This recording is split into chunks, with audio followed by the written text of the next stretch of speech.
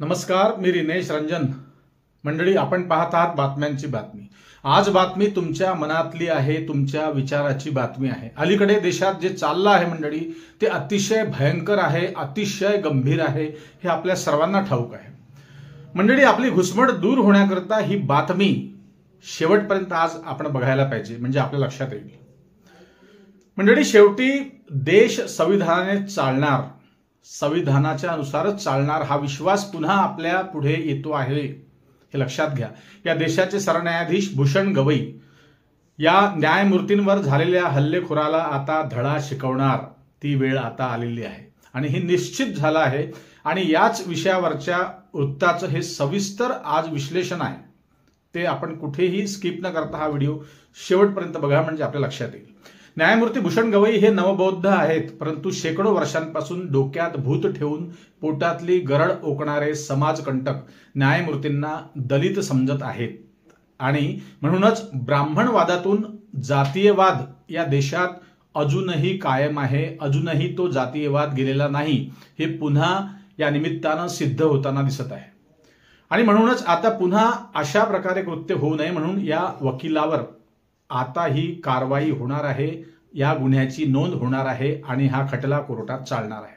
भूषण गवईंचा अपमान करणारा राकेश किशोर हा वकील, या वकिलावर ही कारवाई केली जाणार, हे आता निश्चित ठरलेलं आहे मित्रहो. तशा प्रकारचे आदेश देखील निघालेले आहेत. सरन्यायाधीश भूषण गवई यांच्या अंगावर बूट फेकून मारण्याचा प्रयत्न करणारा 72 वर्षीय वकील याच्या विरुद्ध न्यायालयीन अवमान कारवाई सुरू करण्यास गेल्या गुरुवारी देशाच्या महान्यायवादींनी संमती दिली आहे, हे आता निश्चित बातमी आहे. त्या संदर्भातील सविस्तर माहिती सर्वोच्च न्यायालयाला देखील देण्यात आली आहे.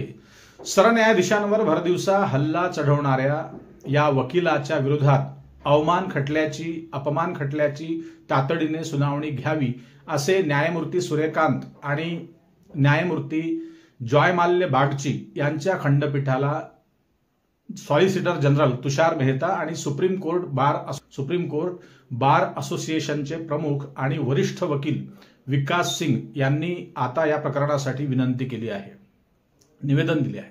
परंतु सुरुवातीला जेव्हा या सुनावणीसाठी निवेदन देण्यात आलं होतं, तेव्हा मात्र न्यायमूर्ती सूर्यकांत काही वेगळंच बोलून गेले. ते म्हणाले की स्वतः मुख्य न्यायमूर्ती भूषण गवई यांनी या वकिलाच्या विरोधात पोलिसांनी कारवाई अजिबात करू नये असे सक्त आदेश दिले होते, असं त्यांनी सांगितले होतं. त्यामुळे हे योग्य होईल का, असा देखील प्रश्न जस्टिस सूर्यकांत यांनी उपस्थित केला होता. या बातम्या आपण ऐकल्या, वाचल्या असतील, पाहिल्या असतील मित्रहो. परंतु त्यावर उत्तर देताना काय झालं हे लक्षात घ्या. न्यायमूर्ती भूषण गवई यांच्या अंगावर बूट फेकून मारण्याचा प्रयत्न करणारा हा वकील, ही बातमी आपल्याला ठाऊक असेल. हा वकील दररोज वेगवेगळ्या चॅनलवर हल्ली मुलाखती देतो आहे, गेली 10-12-15 दिवस झाले आहे. आणि त्याच्या हातून घडलेल्या या कृत्याबद्दल त्याला काहीही पश्चाताप त्याला झाला नाही, असं तो स्वतः सांगत फिरतो आहे. अशा प्रकारे न्यायमूर्तींनी त्याला मोकळं सोडल्यामुळेच या वकिलाची हिंमत आणखी दाट झाली आहे, आणखी त्याची हिंमत वाढली आहे, हे सगळं बोलण्यासाठी. न्यायमूर्तींवर हल्ला करणारा वकील अशा प्रकारे जर का बाहेर राहिला, जर का मोकाट राहिला, तर जनमानसात चुकीचा संदेश जाईल. कारण हा हल्ला लोकशाहीवरचा होता, हे लक्षात घ्या. आणि उठसूट मग असं कृत्य करण्यासाठी आणखी अनेक लोक, सनातनी म्हणून घेणाऱ्या लोकांना किंवा इतर कट्टरपंथी वकिलांना ते फावेल आणि यापुढेही असे गुन्हे वारंवार घडतील. कारण पुन्हा नुकतीच ताजी बातमी तुम्हाला ठाऊक झाली असेल, झारखंडमधली आहे. झारखंडमध्ये देखील एका वकिलाने पुन्हा तिथल्या न्यायमूर्तींचा अपमान करण्याचा प्रयत्न केला आणि त्यांनी सांगितलं वकिलाने की सध्या देशात वातावरण गरम आहे, तापलेलं आहे, त्यामुळे तुम्ही न्यायमूर्ती असं बोलू नका, असं थेट त्या वकिलाने सांगितलं. त्यामुळे वेळीच्या अशा गुन्हेगाराला शिक्षा होणे गरजेचे आहे. या पार्श्वभूमीवर असा सर्वानुमते निर्णय घेण्यात आला आणि त्यामुळेच आता दिवाळीच्या न्यायालयीन सुट्टीचा कालावधी जसा संपेल, या सुट्ट्या संपल्यानंतर या वकिलाच्या विषयावर तात्काळ सुनावणी घेण्यात येईल आणि या वकिलावर कायदेशीर जे काही कारवाई होईल, ती कारवाई या वकिलावर करण्यात येईल. या बूटफेकीच्या प्रकरणानंतर या वकिलाचं सोशल मीडियावर समर्थन होताना दिसत आहे. फार तसे व्हिडिओ, तशा प्रकारच्या बातम्या आपल्या पुढे येत आहेत मित्रांनो. न्यायमूर्ती भूषण गवईंचे आक्षेपार्ह फोटो व्हिडिओ आपण पाहिले असतील, मोठ्या प्रमाणात सोशल मीडियावर व्हायरल होत आहेत आणि हेच लोक ते व्हिडिओ व्हायरल करीत आहे जे या वकिलाचं समर्थन करीत आहे.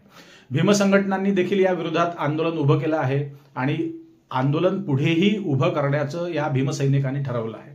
त्यामुळे कायदा व सुव्यवस्थेचा विचार करून या वकिलावर आता विलंब न करता तात्काळ दिवाळीच्या सुट्ट्यांनंतर कारवाई होईल हे निश्चित झालं आहे, अशा बातम्या आहेत. अर्थात अशा प्रकारे न्यायपालिकेवर हल्ला होणं हे लोकशाहीसाठी अतिशय घातक आहे, अतिशय गंभीर आहे पुढच्या दृष्टीनं, भविष्याच्या काळाच्या दृष्टीनं. मंडळी, आपल्याला नेमकं काय वाटतं ते कमेंटमध्ये नक्की लिहा. आपलं व्यक्त होणं ही काळाची गरज आहे. कमेंट करताना एक विनंती, तुम्हाला नम्र विनंती, एक गोष्ट लक्षात घ्या, आपण कुठल्या परिसरातील रहिवासी आहात ते कमेंटमध्ये नक्की नमूद करा. आम्ही आपल्या सर्वांच्या कमेंट्स या दररोज वाचत असतो आणि त्यामुळेच आपले विचार काय आहेत, आपलं म्हणणं काय आहे हे थोडक्यात आमच्यापर्यंत पोहोचत असते. मंडळी, असो, तुर्तास थांबतो. आपल्या चॅनलवर नवीन असाल तर चॅनलला सबस्क्राईब करा आणि जास्तीत जास्त लोकांपर्यंत हा व्हिडिओ शेअर करा. लाईक करायला विसरू नका. पुन्हा भेटू नवीन विषयावर बोलण्यासाठी नव्या दिवशी नव्या दमानं. तोपर्यंत नमस्कार. जय हिंद, जय महाराष्ट्र.